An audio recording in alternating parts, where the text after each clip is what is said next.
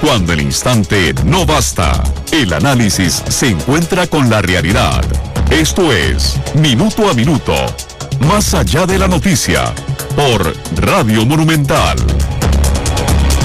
Hola, ¿qué tal? Muy buenas tardes, bienvenidos a Minuto, son las 3 en punto de la tarde. Una tarde que no ha llovido aquí en San José hasta el momento, pero se prevé lluviosa para las próximas horas. Un saludo también a nuestros televidentes que nos siguen a través de Canal 2 y ven este programa en reprise todos los días a las 7 de la noche. Hoy contamos con invitados de gran renombre, esto por un congreso que se está realizando en Costa Rica, se llama Congreso Regional sobre Criminalidad Organizada, y nos acompaña hoy en la mesa don Carlos Chinchilla, magistrado de la Corte Suprema de Justicia, presidente de la Sala Tercera de la Corte, que recordemos, la Sala Tercera es lo que es la última instancia, es el tribunal más alto del país en temas penales. También está con nosotros don Víctor Moreno, quien es catedrático de la Universidad Carlos III de España, y don Carlos David Calix, que es magistrado de la Corte Suprema de Honduras. Empezamos por don Carlos Chinchilla, y gracias a los tres por acompañarnos. Don Carlos, cuéntenos cuál es el congreso que están teniendo hoy. Tuvimos reportes en vivo en nuestros noticieros, parte de la exposición del fiscal general, por ejemplo, Jorge Chavarría, sobre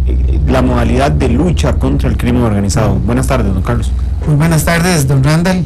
Aquí nuevamente en estos micrófonos que son amigos suyos. Claro que sí, por supuesto. Don Randall, lo que nos tiene hoy aquí ocupados en estos 3 días, que es un grupo bastante importante de todo lo que son los países agrupados en el SICA, el Sistema de Integración de Centroamérica, que incluye Centroamérica, Panamá y República Dominicana. En este caso estamos analizando aspectos muy relevantes con respecto al crimen organizado y la forma como se puede identificar al mismo, y además de eso, cómo tenemos que hacer para poder lograr dar por lo menos un acercamiento de lo que es la lucha o lo que podríamos decir el control de alguna forma sobre este tipo de criminalidad.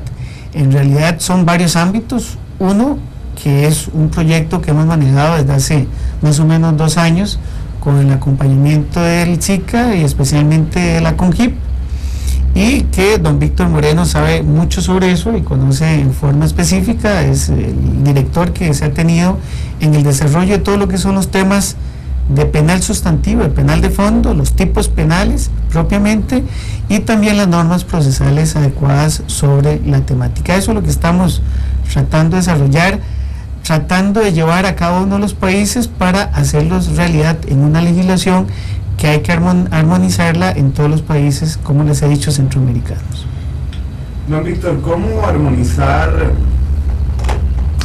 armonizar cuando se está frente a una nueva modalidad delictiva desde hace años, ¿verdad? Donde pareciera que las bandas delictivas andan en automóviles de Fórmula 1 y la estrategia penal detrás de ellos anda en patineta, porque hay que adecuarla, depende a cómo se estén trabajando.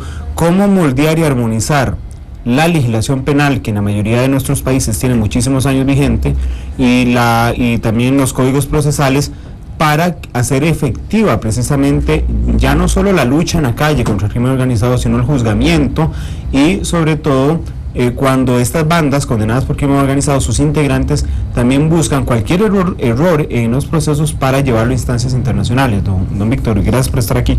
No, muchas gracias a ustedes, gracias Randall.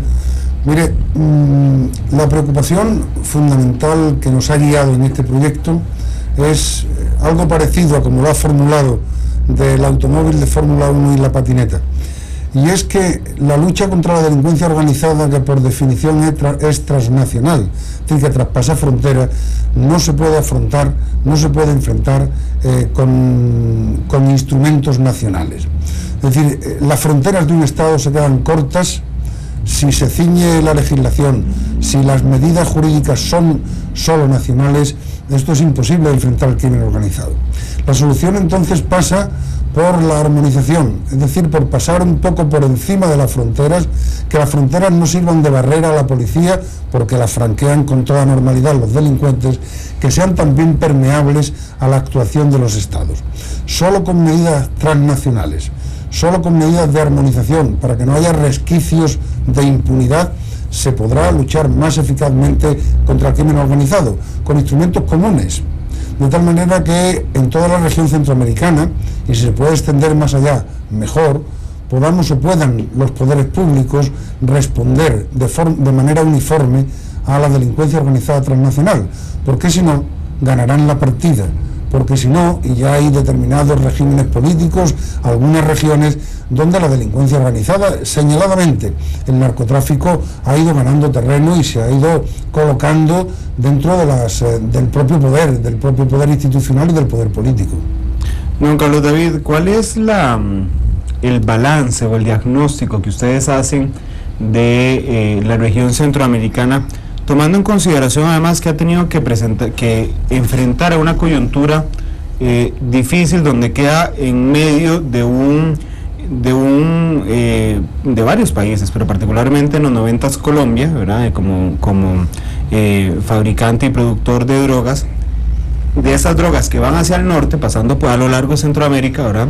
Y de las armas que viajan hacia el sur, alimentando precisamente las guerrillas de los países sudamericanos. Entonces Centroamérica queda en el medio, ¿verdad? Suma los muertos a esta situación, pero finalmente tiene que enfrentarse a la parte de las bandas organizadas que están en su territorio, pidiendo por supuesto ayuda jurídica y penal a los países en todos donde opera la banda.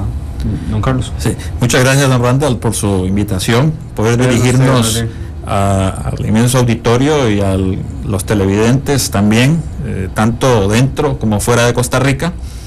Y realmente el objeto de esta reunión es precisamente dar a conocer, entre otros temas, el proyecto de armonización legislativa en Centroamérica, Panamá y República Dominicana. ¿Qué sucede? Como antes bien lo han explicado quienes me han antecedido, la criminalidad se extiende más allá de las fronteras nacionales. Los grupos dedicados a diversas actividades delictivas, llamémosle tráfico de drogas, lavado de activos, trata de personas, tráfico de armas, extienden sus operaciones más allá de los límites de los territorios de un estado determinado, y por lo tanto requiere esfuerzos comunes por parte de las instituciones, porque si no se logra controlar a mínimos este fenómeno moderno, el de la criminalidad organizada, eso afecta la calidad de vida de los ciudadanos. La calidad de vida de los ciudadanos, en cuanto que la seguridad es un factor clave para el desarrollo. Se han hecho estudios sobre el impacto económico que tiene la criminalidad, el aumento de la criminalidad, de tal manera que eso no estimula la inversión, al contrario la ahuyenta, y por lo tanto al final no solamente tiene una repercusión en esa sensación de inseguridad que el ciudadano normal, por decirlo así, el ciudadano puede tener, sino también en la economía, y por lo tanto debemos hacer un esfuerzo de armonización. Voy a poner un ejemplo para mejor comprensión del auditorio. Una prueba rendida, un testigo o otro tipo de prueba, una inspección en Costa Rica, que pueda servir para sostener una acción penal en Honduras, o a la inversa, un peritaje efectuado en Honduras pueda servir como prueba ante un tribunal costarricense. Ese es el objetivo de la armonización, que no hayan flancos, que no hayan resquicios por los cuales estas organizaciones criminales actúen sin cortapisas y sin obstáculos, con los efectos muy negativos que tienen, tanto para la seguridad ciudadana como también, repito, inclusive desde el punto de vista de la economía en general.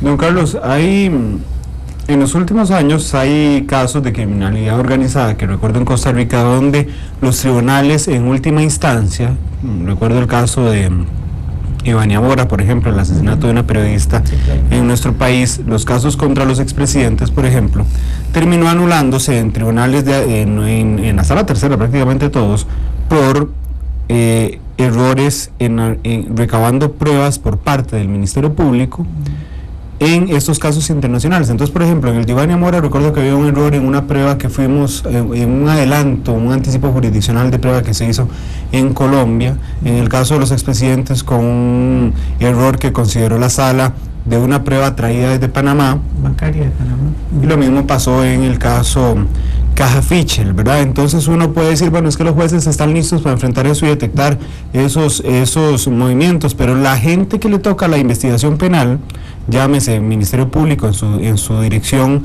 ¿verdad?, como el OIJ en su ejecución, tendrán claro estos procedimientos de los que tienen a mano para la lucha contra la criminalidad organizada. Sí, tema, don Randall, que usted plantea es muy interesante. Me voy a permitir dar unas indicaciones antes y entro sobre su cuestión. Y además le pregunté casos en específico porque dos ya están votados y en uno usted está inhibido, entonces de los tres puedo hablar. Ya me encontró ahí. Ya lo encontré. Es que un periodista que conoce tantos peligros. Bien, resulta ser que volviendo al tema general nada más y luego ya concretamos sobre ello. La criminalidad organizada está a la vuelta de la esquina. O sea, nosotros la vemos todos los días, está convive aquí con nosotros, pero no queremos darnos cuenta que está el mal conviviendo con nosotros todos los días de nuestra existencia, pero creemos que no nos toca, creemos que no nos llega, pero sí, nos va a llegar y nos va a desbaratar, porque esta criminalidad organizada desbarata un Estado, no a mí directamente como persona, muy probablemente, pero a un Estado, y si desbarata un Estado, nos desbarata a todos. Entonces, lo que hay que hacer es que la gente tiene que tener conciencia de que el crimen organizado no es una simple actividad delictiva sobre un punto X, un punto Y, no, es global y lamentablemente viene a perjudicar a todo un Estado, y cuando hablamos de todo un Estado, la economía de un Estado también, y ahí estamos inmersos todos nosotros. Por eso hay que tener conciencia de ello. Con lo que usted nos dice, es importante esto, porque la armonización viene por eso. Se caen los casos porque no estamos bajo una armonización. Y le voy a contar tal vez caso sencillo, el de Ivania Mora, que yo participé ahí, y yo participé en la nulidad de la prueba.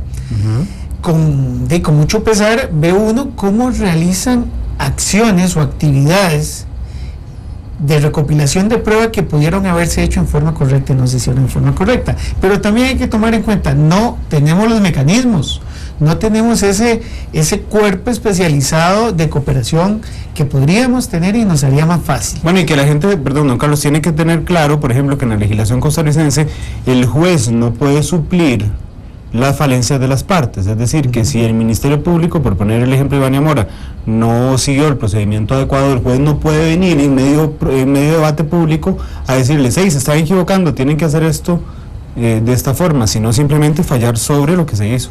Es que ahí se equivocaron todos en ese caso, lamentablemente. Sí, bueno. Se equivocó el Ministerio Público y se equivocó un juez que fue a tomar una prueba donde él no tiene competencia, su jurisdicción llega hasta donde llegan nuestras fronteras. Y cuando se va a otro estado, hay que echar mano de... Ya no juez. Sí, ya no es juez, exactamente. Hay que echar mano de todas las convenciones, las convenciones internacionales, donde nuestro representante allá es el cónsul. Y por medio de él es que recuperamos algún tipo de prueba. En este caso eran declaraciones, un anticipo jurisdiccional de prueba. No se hizo así, sino que se hizo en forma indebida por un juez que no tenía competencia, su jurisdicción había acabado. Bueno, esto podemos solventarlo en forma distinta cuando tengamos convenios donde tengamos competencias diferentes y podamos llegar a eso. Hay casos, lógicamente, que tenemos que cambiar, digamos, la mentalidad. La cuestión del secreto bancario, que se ha discutido mucho en nuestro país.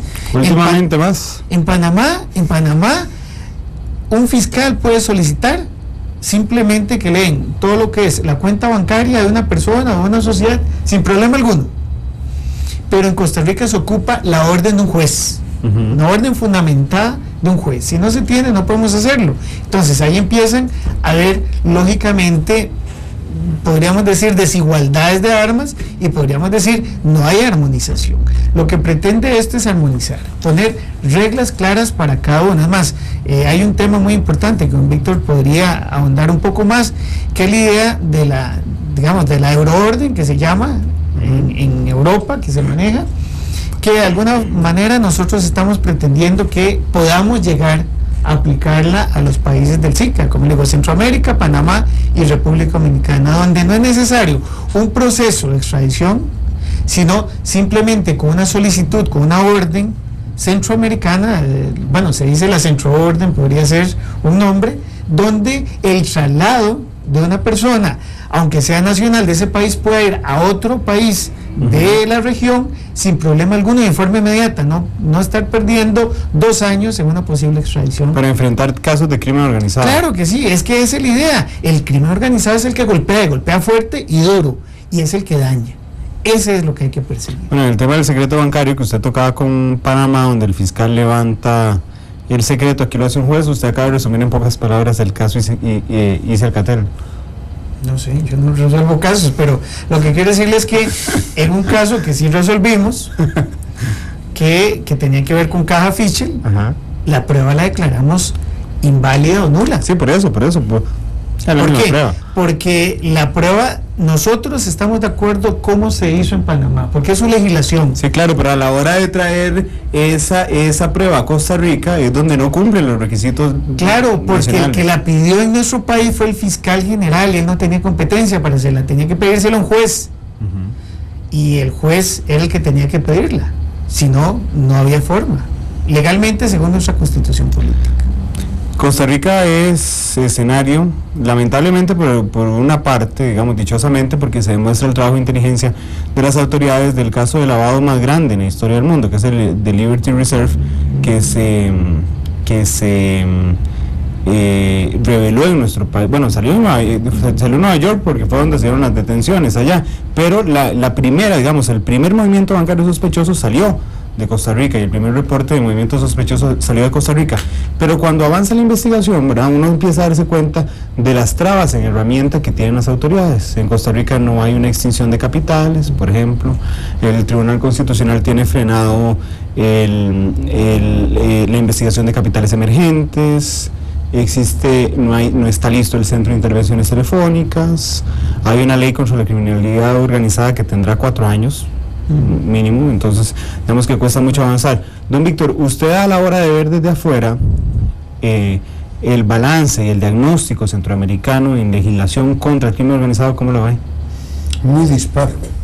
Es decir, uno de los problemas fundamentales que nos planteamos para abordar la armonización era la disparidad en los ordenamientos jurídicos centroamericanos. Es decir, los instrumentos no están regulados de la misma manera en todos los países, y hay muchos instrumentos para luchar contra el crimen organizado que no están regulados en ningún país. Esto nos llevó, junto con el SICA, desde la Conferencia de Ministros de Justicia de los países iberoamericanos, a plantear un proyecto de armonización, es decir, de superar esas desigualdades en el tratamiento normativo, y con disposiciones semejantes, con disposiciones parecidas, poder enfrentar el tema de la criminalidad organizada, tanto desde el punto de vista de los instrumentos procesales, de la obtención de prueba, que si se contiene en un tratado internacional que han suscrito todos los países, con lo que en el tratado se disponga, cada uno de los estados puede actuar y asumir la prueba obtenida en el extranjero, por hablar de la obtención de prueba en Panamá o la obtención de prueba en otro lugar. Es decir, que nos permitiría superar muchas de las dificultades, no todas, pero muchas de las dificultades que en este momento enfrentamos, que en este momento tenemos, como sucede lo propio con la entrega de personas. Es decir, la superación de la vieja institución de la extradición por una orden judicial que sirva en todos los países de la región sin necesidad de intervención de las cancillerías. Es algo novedoso que superaría, digamos, la idea de la soberanía tradicional, que está ya periclitada y que desde luego no resiste un análisis muy serio frente al crimen organizado. Es decir, los estados tienen que tener instrumentos jurídicos ágiles, nuevos, para responder a los nuevos fenómenos. El derecho no se puede quedar anquilosado si quiere ser un ordenamiento jurídico efectivo, si quiere dar respuesta a las demandas legítimas de la ciudadanía de seguridad y de libertad, y al propio tiempo permitir un desarrollo, un crecimiento de los países, una mejora de la economía de los países que se base y se fundamente en la libertad y en la seguridad.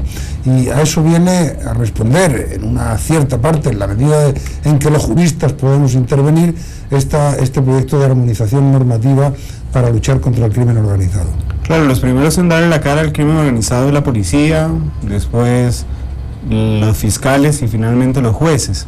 Digo esto porque quería preguntarle precisamente a don Carlos David si Honduras tuvo la experiencia de los tribunales, o tiene, no sé si todavía la tiene vigente, de los jueces sin rostro para enfrentar criminalidad organizada. Guatemala la tuvo, Guatemala la tiene más bien, no sé si Honduras la tiene en este instante, pero cuando uno ve a lo largo del istmo esas legislaciones tan dispares, ¿verdad?, sobre criminalidad organizada, digamos que el reto de armonizarlas se vuelve muchísimo más grande. Sí, quiero aclararle, don Randall, y a su extenso auditorio, en Honduras no tenemos esa figura del juez sin rostro. Lo que sí se ha creado a través de una ley especial es una jurisdicción nacional en materia penal. ¿Qué quiere decir? ¿Y por qué se hace? Lo voy a explicar de manera más clara posible. En el interior de Honduras, las condiciones de seguridad para nuestros jueces, nuestros fiscales, pues no son tan satisfactorias como puede ser en las ciudades como Tegucigalpa, que es la capital. Y por lo tanto, estos jueces han sufrido constantes amenazas mientras conocen determinados casos relacionados con crimen organizado. Se ha creado jueces nacionales que conocen de estos casos, podemos concentrar recursos en protegerles, tienen ciertas medidas de seguridad, obviamente no lo voy a revelar públicamente, pero sí existen medidas de seguridad mucho más efectivas, y por lo tanto están conociendo de estos asuntos de crimen organizado.